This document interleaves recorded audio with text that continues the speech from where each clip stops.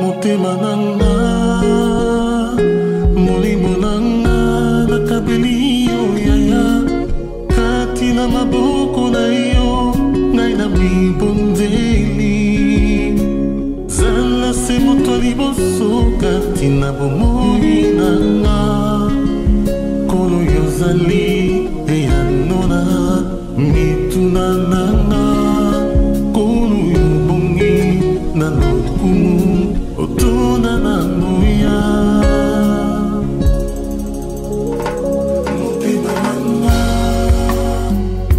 molimo nanga nakabeli yo yaya kati na maboko na yo ngai na mibonzeli sala se moto liboso kati na motema nanga kolo yozali eyanona mituna nanga kolo yobongi na lokumu otuna na moya. Mon cœur et mon âme, la vie tout entière, entre tes mains j'abandonne tout ce que j'appelle mien. Fais de moi ta volonté, à toi je suis pour toujours. Fais de moi ce qui te semble mieux, sans toi je ne suis rien. Tu es la réponse par excellence à tout ce qui me tourmente.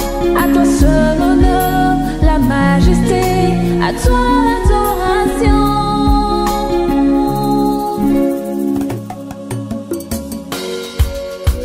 Oui, moi j'ai choisi de suivre Jésus. Désormais, je l'appartiens. Le thème de mon message, c'est la repentance. Il y a 2 ans, le Seigneur m'a interpellé et dit, mais reviens dans les fondamentaux. Les fondamentaux. Aujourd'hui, on court beaucoup derrière le surnaturel de Dieu. Et on oublie les fondamentaux. Alléluia. Or, ce sont les fondamentaux qui préparent l'homme à recevoir ce que Dieu a préparé pour lui. Ce sont les fondamentaux qui vont faire asseoir l'homme dans les choses de Dieu. Amen. Et depuis 2 ans, je travaille là-dessus, sur les fondamentaux. Je reviens énormément sur les fondamentaux. Cet après-midi, nous allons voyager un petit peu dans le livre de l'Apocalypse. Le livre de l'Apocalypse est réputé pour certains d'être un livre assez compliqué et difficile. Alléluia. Amen. Ce livre est compliqué pour les gens qui veulent compliquer les choses. Je me rappelle, il y a quelques années, j'avais assisté à une conférence ici dans une église au Mans, où le serviteur de Dieu m'a appelé parce qu'il a invité des gens qui devaient nous parler de l'eschatologie, la science des derniers temps. Amen. Amen. Et les gens sont venus et ils ont fait des démonstrations mathématiques pour parler des choses, qui en fait sont des choses assez simples. Est-ce que vous pouvez vous imaginer que Dieu, qui a parlé aux paysans, leur a demandé d'avoir un niveau de bac plus 10 pour comprendre la parole de Dieu? Amen. Amen. Est-ce qu'il faut avoir fait l'ENA pour comprendre la parole de Dieu? Non. Si vous n'êtes pas fort en maths, vous n'allez rien comprendre. Donc, ça veut simplement dire que les gens s'écartent des choses qui sont simples.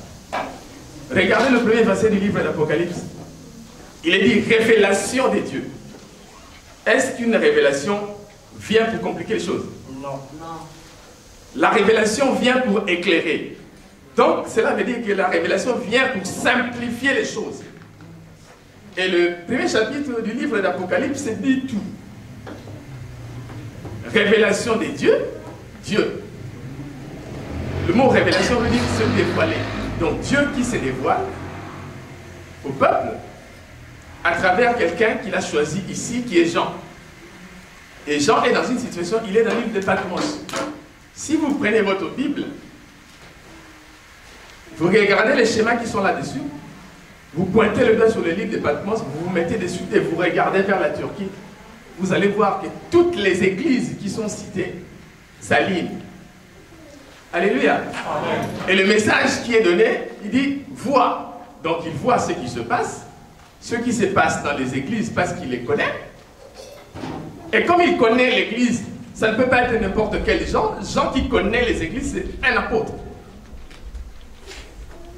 Voit ce qui se passe dans les ciels, donc il voit en même temps ce qui se passe dans les ciels. Et parle à l'église. Donc il parle à l'église, quand tu regardes, tu vois, les églises s'alignent. Donc le message qui est donné à l'église. Le message qui est donné à l'église ne peut pas être un langage codé. Amen. Amen. Donc c'est un langage que les gens ont compris. Donc ça ne sert à rien de compliqué de faire les calculs mathématiques. Non. L'arithmétique simple. 12 fois 2, ça fait 12 fois 12, ça fait. Et voilà, quand tu rajoutes les zéros derrière, ça fait 144 000.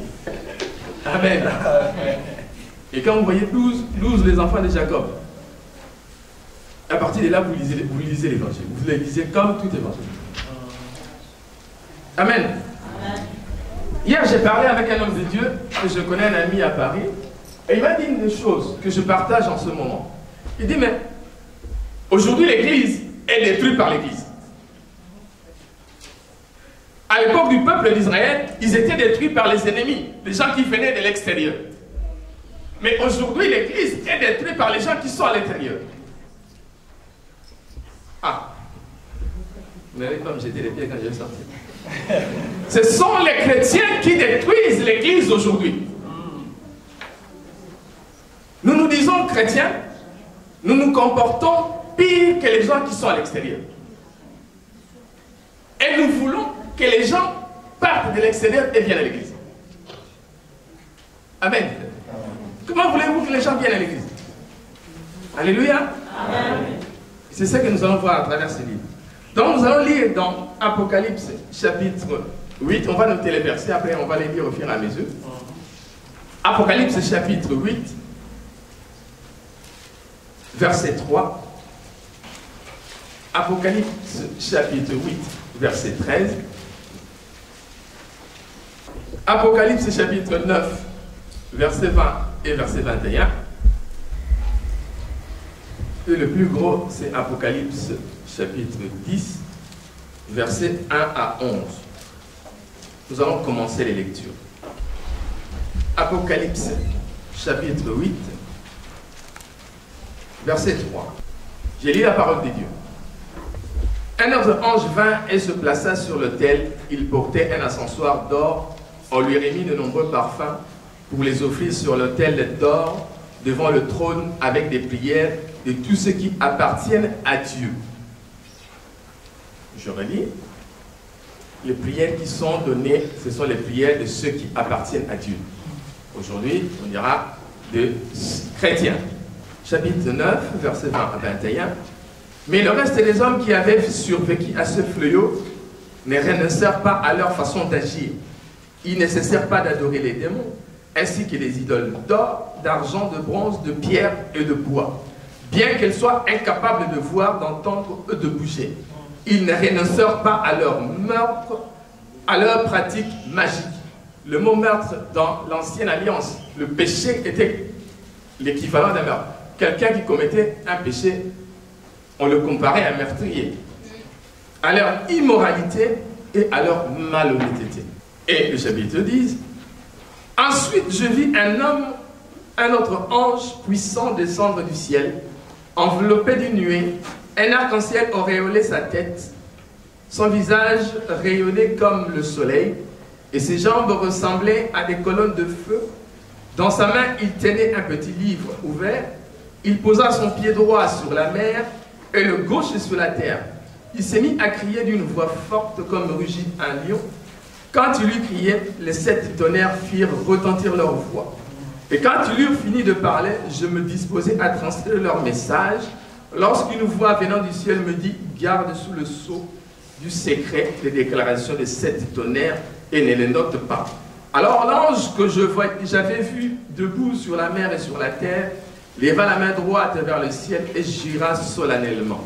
Par celui qui vit éternellement, qui a créé le ciel et tout ce qui s'y trouve, la terre, tout ce qui s'y trouve, la mer, tout ce qui s'y trouve, désormais il n'y aura plus de délai.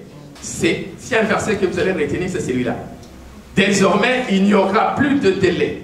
Au jour où retentira la trompette du 7e ange, tout le plan secret de Dieu s'accomplira comme il l'a annoncé à ses serviteurs, les prophètes. Du nouveau, la voix que j'avais entendue venant du ciel m'adressa la parole. Va, me dit-elle, prends le livre ouvert dans la main de l'ange qui s'étend debout sur la mer et sur la terre. Je m'approchai donc de l'ange en le priant de me remettre le petit livre. Tiens, me dit-il, mange-le, il te remplira l'estomac d'amertume, mais dans ta bouche il sera doux comme du miel. J'ai pris donc le petit livre de la main de l'ange et je le mangeai. Dans ma bouche il fit doux comme du miel, mais après l'avoir mangé, mon estomac fut rempli d'amertume. Alors on me dit, tu dois encore prophétiser concernant beaucoup de peuples, des nations, des langues et des rois. Amen. Amen. Donc le dernier verset nous montre que l'apôtre prophétise. Or nous savons par l'Ancien Testament, le prophète c'est celui qui parle de la part de Dieu. C'est la bouche de Dieu. C'est celui qui livre le message venant de Dieu. Dans le livre d'Apocalypse, on dit que c'est l'apôtre qui prophétise. Donc le prophète, l'équivalent du prophète de l'Ancien Testament, c'est l'apôtre. Amen. Est-ce que vous saisissez? L'équivalent du prophète de l'Ancien Testament dans le Nouveau Testament, c'est l'apôtre, parce que c'est lui qui prophétise. Mais par contre, nous avons des prophètes, ce qu'on appelle les prophètes d'église, le prophète ecclésial, comme dans la foi triomphante, tu vas avoir un prophète, une prophétesse, un apôtre et tout ça. C'est des messagers d'église. Mais le messager, selon le canon de la Bible, c'est l'apôtre. Regardons notre texte. Trois choses, trois grands personnages. On a Dieu, on a le peuple, et on a au milieu un messager. Et la Bible tourne toujours comme ça. Dieu, peuple et un messager. Et le messager ici, c'est Jean l'apôtre. Qu'est-ce que nous voyons? Nous voyons dans le chapitre 8 au verset 3 que les chrétiens sont en train d'adresser des prières à Dieu. Et la Bible les qualifie même de parfait, de bonne odeur. Et nous voyons dans le chapitre 9 au verset 20 à 21, Dieu répond. Mais Dieu répond par un malheur. Alléluia.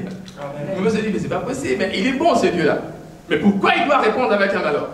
Et l'explication va venir après, dans le chapitre 10. En lisant le chapitre 10, nous voyons que Dieu se révèle progressivement. Les éléments qui sont dans le chapitre 10, pour les comprendre, il faut connaître l'Ancien Testament. Les éléments qui sont là sont dans l'Ancien Testament. Je vous en citerai quelques exemples. Les clés de la compréhension de l'Apocalypse, c'est l'Ancien Testament. Les gens à qui on donne cette parole, ils ont l'Ancien Testament qui circule entre eux. Donc, ils connaissent les textes. Certains les connaissent par la bouche, de bouche à oreille, de la part des parents, comme il est dit dans le psaume 78. Nous avons entendu de nos pères et nous vous le disons oralement. Donc, ils savent de quoi on parle. Quand on parle du lion, ils comprennent où est dit le lion. Alléluia. Amen. Quand on parle du soleil, ils comprennent où on trouve le soleil. C'est dans l'Ancien Testament. Et ces différents éléments se trouvent soit dans le livre d'Amos, les livres d'Ézéchiel ou les livres de Daniel. On les trouve dedans. Donc ils comprennent de quoi on parle. Ce qui m'intrigue, c'est que la réponse à nos prières est une sanction de la part de Dieu. Mais pourquoi la réponse à nos prières, c'est une sanction? Et Dieu va expliciter. Nous voyons que l'ange que Jean voit, c'est un ange qui a la capacité d'être sur la mer et sur la terre en mettant une jambe d'un côté, une jambe de l'autre. Vous imaginez un petit peu la taille de cet ange. Alléluia. Amen. Donc, un homme ne peut pas faire quelque chose de pareil. Il dit, mais l'ange est descendu sur l'arc-en-ciel. Nous savons qui a fait descendre l'arc-en-ciel dans l'Ancienne Alliance pour faire un signe. Donc, on le garde à l'esprit. On dit rayonner comme le soleil. Alléluia. Amen. Si on va dans le livre des psaumes, on va voir qui est représenté comme le soleil. Comme un peu plus loin aussi, dans Josué, nous allons voir celui qui avait le pouvoir de pouvoir dire au soleil de s'arrêter pour que le peuple voie la victoire. Il dit dans sa main, il tenait un petit livre ouvert et l'ange s'est mis à crier d'une voix forte comme rugit un lion. Vous savez qui est le lion de la tribu de Juda. Quand il eut crié, les 7 tonnerres firent retentir leur voix. Dans le désert, le peuple des dieux avait peur d'entendre une voix. C'était la voix de qui? Pourquoi? Parce que leur conduite n'était pas conforme. Ils avaient peur de mourir. Et quand il fut fini de parler, je me disposais à transmettre le message. Donc il reçoit le message. Qui reçoit le message? Le prophète, il reçoit le message de Dieu et il va le donner. Mais pour cela, il faut qu'il le garde quelque part. Donc il veut le transmettre pour ne rien perdre. Et lorsqu'une voix venant du ciel, qui est dans le ciel et qui peut parler à son peuple, me dit: garde sous le sceau du secret les déclarations de cette tonnerre et ne les note pas. Le chiffre 7 revient souvent. C'est le chiffre de la perfection en fait. Alléluia. Et la perfection n'est liée qu'à un personnage. Alors l'ange que j'avais vu debout sur la mer et sur la terre leva la main droite vers le ciel, jura solennellement par celui qui vit éternellement, qui a créé le ciel et tout ce qui se trouve. Alléluia. Là on commence à voir clair de qui on parle, de qui on fait allusion quand on parle de l'arc-en-ciel, du soleil, de celui dont la voix est comme le tonnerre. Et celui-là dit: désormais il n'y aura plus de délai. Alléluia. Amen. Il n'y aura plus de délai. Pourquoi? Parce que Dieu a donné un temps à l'homme qui s'est séparé de lui à cause du péché, de revenir vers lui. Le fait de revenir vers Dieu, c'est ce qu'on appelle la repentance. On change de direction. Quand ma manière de vivre n'est pas conforme à ce que dit la parole, alors je change de direction. Et il dit: garde ces choses. Je l'ai tellement rabâché. J'ai envoyé mes serviteurs qui leur ont parlé et ils ne changent pas. Alors le chapitre 9 parle du malheur. Donc les gens ont été détruits et il est resté une partie. Mais le problème, ceux qui sont restés en vie, qui ont vu les autres mourir à cause de leurs péchés, n'ont pas changé. C'est là où il y a le problème. Alors l'ange dit au prophète: garde ces choses secrètes pour qu'ils comprennent un peu. Désormais, il n'y aura plus de délai. Au jour où retentira la trompette du 7e ange, tout le plan secret, maintenant là, on sort le nom de Dieu, s'accomplira. Amen. Donc on voit, le prophète les amène progressivement à comprendre qu'il s'agit de Dieu, pas autre chose. Et tout le plan de Dieu s'accomplira. Comme il l'a annoncé à ses serviteurs, les prophètes. Donc on rentre dans l'Ancien Testament pour qu'ils comprennent, parce qu'ils connaissent l'Ancien Testament, pour qu'ils comprennent ce qui se passe. On est au 1er siècle, ils sont en train de vivre la domination romaine avec la souffrance que ça entraîne. Mais pour qu'ils comprennent ce qu'ils sont en train de vivre, on remonte le passé pour leur expliquer l'avenir. De nouveau, la voix que j'avais entendue venant du ciel m'adressa la parole. Va, me dit-elle, prends le livre ouvert dans la main de l'ange qui se tient debout sur la mer et sur la terre. Je m'approchai donc de l'ange en le priant de me remettre le petit livre. Tiens, me dit-il, mange-le. Il remplira l'estomac d'amertume, mais dans ta bouche, il sera doux comme le miel. Alléluia. Cette image, vous le retrouvez dans le livre d'Ézéchiel. Quand Ézéchiel va recevoir la mission, on va lui donner le rouleau. Parce que la Bible, à cette époque, c'est écrit sous forme de rouleau. Et on va lui dire de manger le rouleau. Il va manger le rouleau et ça va être comme le miel. Ézéchiel chapitre 2, Ézéchiel chapitre 3, verset 1. Et là, quand il va l'avaler, ça va être tout comme le miel. Amen. Amen. Donc il est en train d'avaler la parole de Dieu. La parole dans laquelle toutes les instructions sont là. La révélation, c'est ça. Nous demandons beaucoup de révélations aux hommes de Dieu. La révélation, elle est écrite, elle est là. Commençons d'abord par mettre celle-là en pratique. Après, nous recevons des révélations spéciales selon notre situation. Mais la révélation, elle est là, elle est écrite. Commençons déjà par la lire. Et mettons-la à pratique. J'ai pris donc le petit livre de la main de l'ange et je le mangeai. Dans ma bouche, il fut doux comme du miel, mais après l'avoir mangé, mon estomac fut rempli d'amertume. Alors on me dit, tu dois encore prophétiser. Alléluia. Amen. Oh non, donne-moi une parole. Non, non, non, non, non. La parole, elle est là. Apôtre, donne-moi une parole pour moi aujourd'hui, là. La parole, elle est écrite. L'ange dit au prophète, alors prophétise encore. Alors rappelle-leur la parole que j'ai déjà donnée.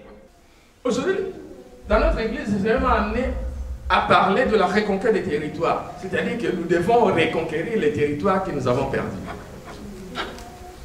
Alléluia. Et les territoires dans nos vies que nous perdons. Mais nous perdons contre qui? Nous sommes des fils et des filles du roi, comme a dit l'apôtre. Mais nous sommes dans la défaite. Alléluia. Amen. Mais pourquoi nous sommes dans la défaite? Je ne vais pas aller voir l'apôtre pour lui demander pourquoi je suis dans la défaite dans ma vie. Je vais commencer par lire la Bible. Lisez la défaite dans le livre des Juges au chapitre 7. Qu'est-ce qui se passe?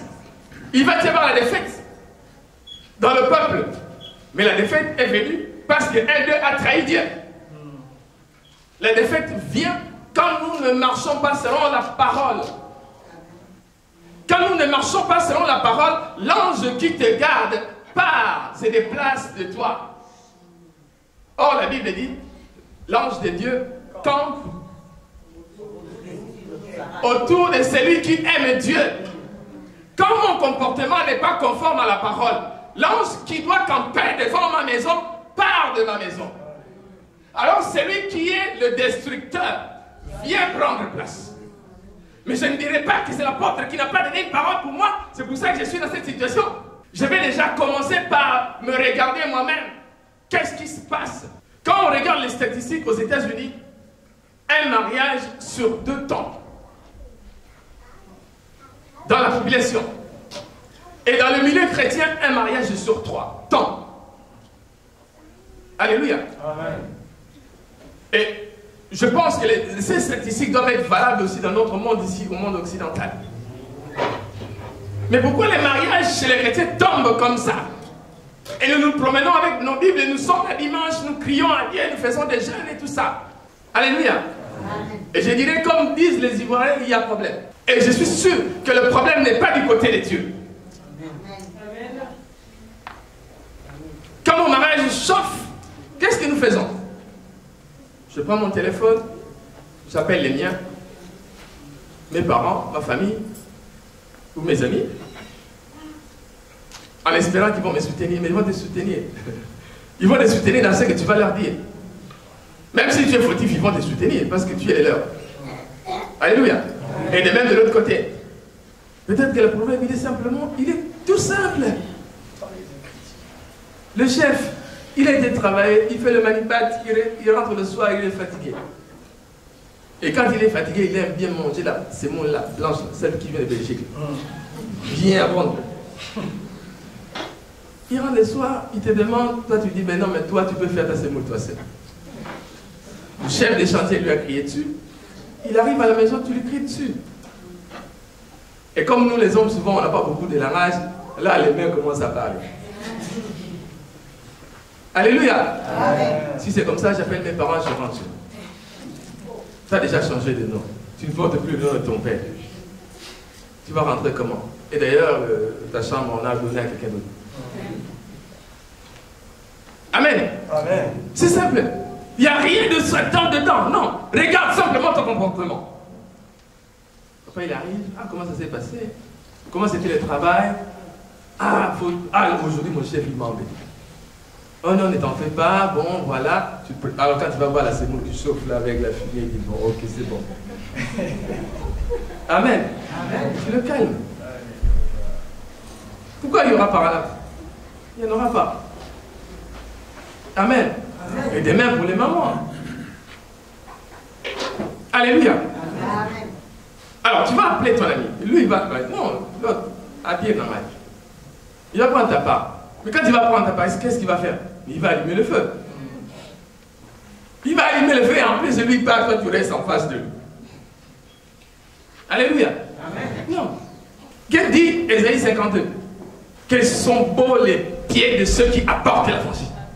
Ceux qui apportent l'évangile amènent une parole de paix. Alléluia. Non, ça chauffe à la maison, j'appelle celui qui apporte l'évangile.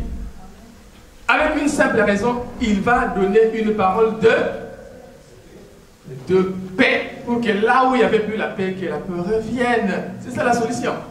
Pareil, les enfants. Aujourd'hui, les enfants, dès qu'ils commencent à dépasser 12 ans, alors tu ne peux rien leur dire. Ça chauffe. Et encore quand ils atteignent 18 ans, alors là c'est un 18. Bon, ça y est, un 18, je consulte l'assistance sociale, je peux prendre mon appart. Ah, ils commencent à me chauffer la tête, les autres. En plus, ils ne comprennent rien, les parents. Ils ne comprennent rien. C'est vrai, les parents, ils comprennent rien. C'est comme si, nous, les parents, on est passés. Donc, quand on arrive à l'âge de 12 ans, on saute, on passe à 40. Entre 12 et un vide. On est passé par là, nous tous. Donc, quand on parle, c'est pour que vous soyez bien, qu'on donne des conseils.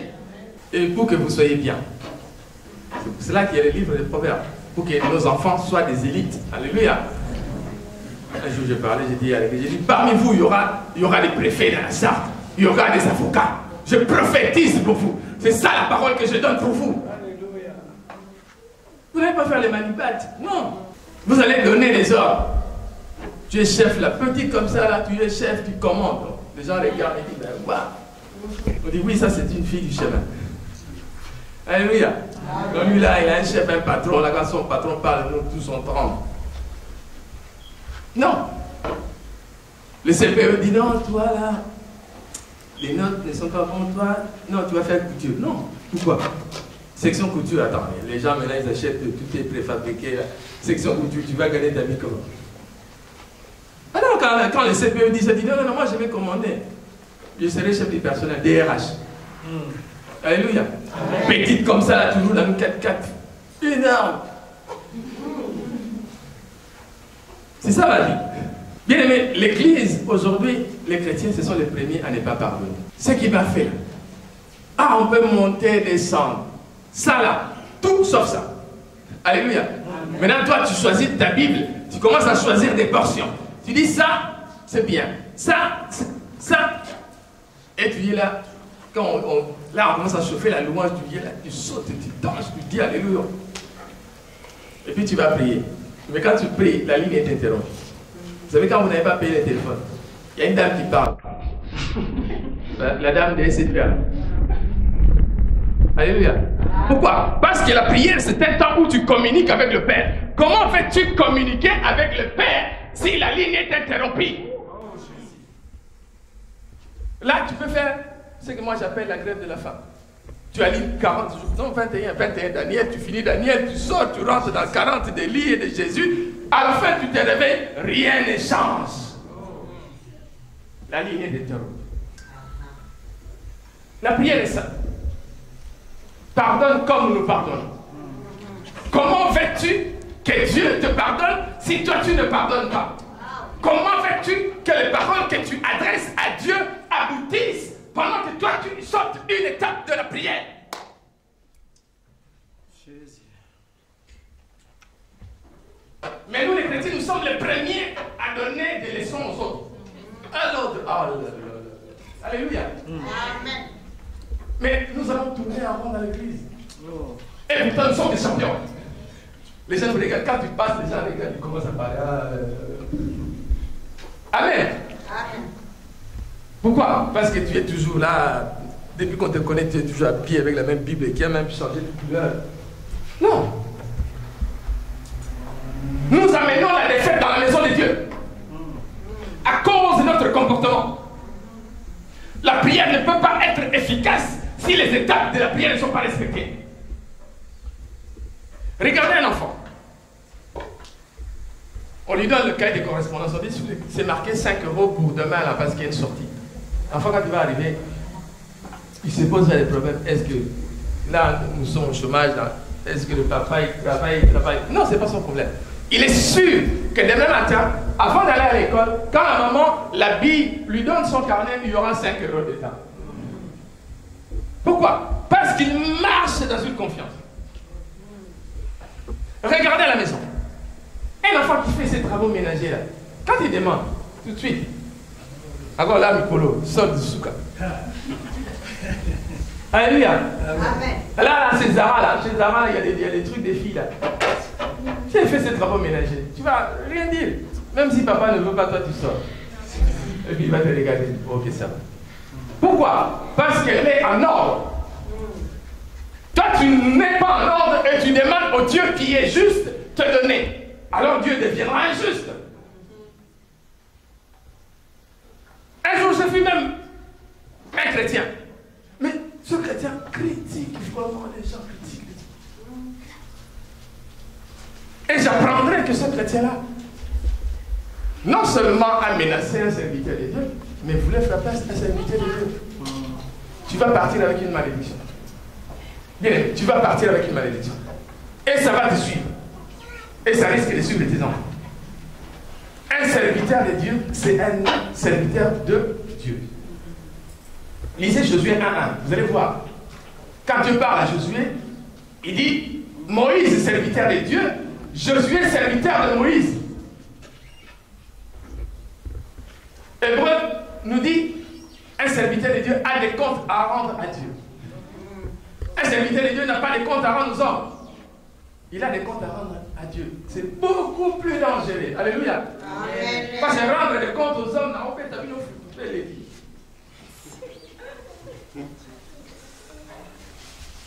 Rendre des comptes à Dieu, c'est terrible. Regardez simplement le peuple d'Israël qui connaissait Dieu, mais ils étaient terrifiés d'entendre simplement la voix de Dieu. Les gens se promènent dans leur sac, comme j'ai dit, c'est écrit dedans, conflit non réglé. Alléluia. Et là, il y a un conflit, là, il saute, il part de l'autre côté, mais il a toujours son sac. Et il part avec son conflit, il traîne avec. Comment? Tu ne feras pas la main de Dieu. Quand l'adversaire se lève contre toi, tu ne feras pas la main de Dieu, tu seras toujours dans la défaite. Et tu vas courir d'un endroit à l'autre. Tu dis, mais Dieu n'est pas puissant. Non, c'est l'apôtre qui n'est pas puissant. Là-bas, l'autre, il est puissant. Quand il parle, les choses se font. Non, c'est toi qui as des choses à rendre à Dieu. Tu as des comptes à rendre à Dieu. Quand tu vas rendre tes comptes, tu verras, tu seras puissant. Tu parles et les choses arrivent. Et Satan peut se lever contre toi. Ouvre ton sac et règle les problèmes qu'ils ont dedans. Va voir les gens avec qui tu es en conflit. Oh non, Naomi qui dit ça. Non. C'est quand tu es faible, c'est alors que tu es fort. Et souvent les gens ne savent pas. C'est quand tu es faible, c'est alors que tu viens fort. Pourquoi? Parce que quand tu es faible et tu t'humilies, alors Dieu regarde ta cause. Yamukolo aïe. Et là, il prend ta cause. Et l'ennemi verra qui est ton Dieu.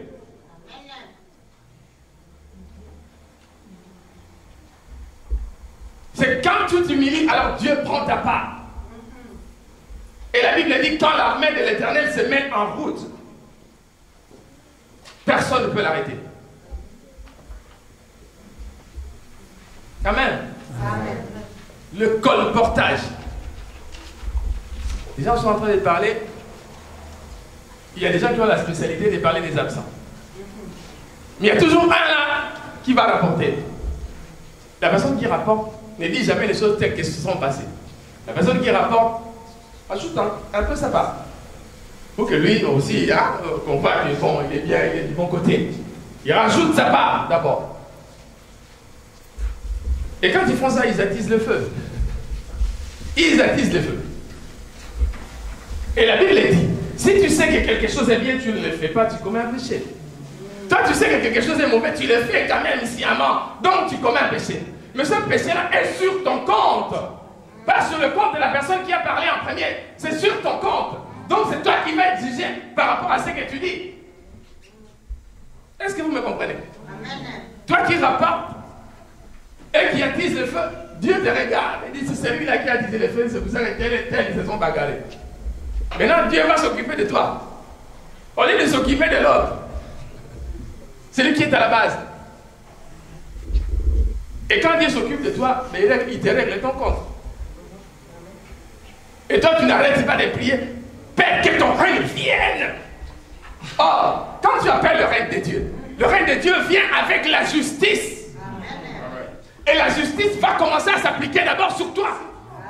Comme il n'est pas un Dieu injuste, il va commencer par te frapper toi d'abord. Alors la défaite rentre dans nos maisons. Nous faisons rentrer la défaite chez nous. Simplement, par des choses simples. Et tous les jours. Les mensonges. Il y a des gens qui n'ont pas peur. Ils mentent même à l'église. Tu n'es pas venu. Ah non, apôtre, il faut comprendre là. Dis la vérité simplement. J'étais en péché, il y avait ceci, il y avait cela. Mais toi, tu vas entourlouper l'homme de Dieu. Or, tu oublies qu'on a prié, on a chanté et la gloire de Dieu était là. Quand la gloire de Dieu vient dans un endroit, la présence de Dieu est là. Et les anges vont transporter ce que tu dis directement. Et cela va être écrit dans ton livre. Quand vous lisez les livres de l'Apocalypse, à la fin on dit, le livre de vie, chacun, tout ce que nous posons comme acte est écrit dans ton livre, le livre qui porte ton nom. Lors du jugement, on sortira ton livre, parce que Dieu n'est pas injuste. Et on regardera ce qui est écrit, on te dira, mais tel jour tu étais avec tel homme de Dieu, voici ce que tu as dit. Ah bon? Ah ben oui, tu étais là, ben oui, mon ange était là à côté. Alléluia. Amen. Tu rendras les comptes à Dieu. Mais dans l'immédiat, tu récoltes le fruit de ce que tu fais. Le père des mensonges, c'est qui? C'est le diable. Donc tu travailles avec le diable. Alléluia. Et de même ceux qui accusent. Apocalypse 12:8 dit l'accusateur de nos frères. Maintenant, toi, tu accuses la sœur, tu accuses le frère. Tu travailles avec qui? Donc, tu travailles avec celui-là où c'est son domaine. Maintenant, dans son domaine, comment fais-tu gagner?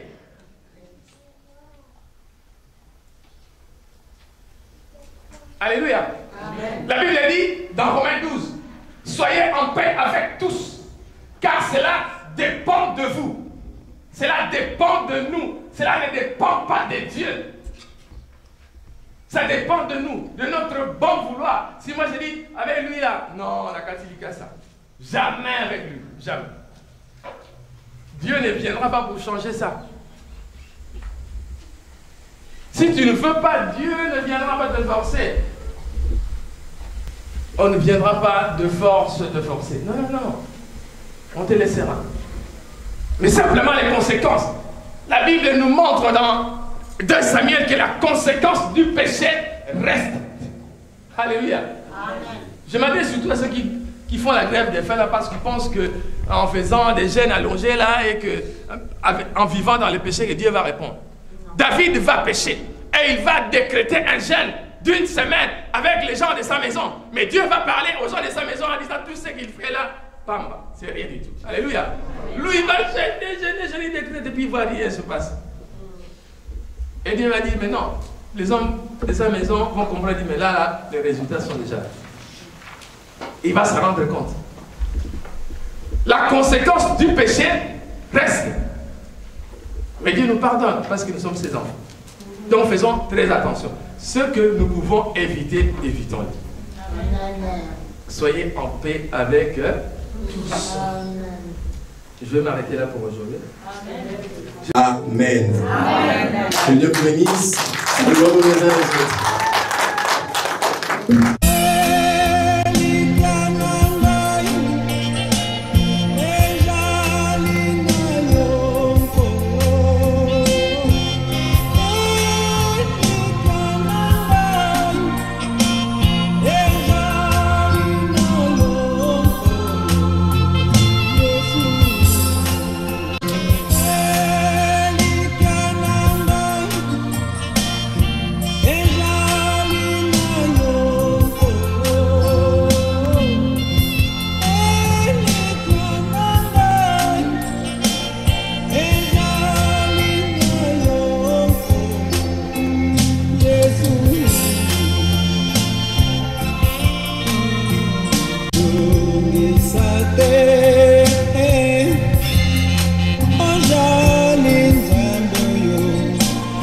Ako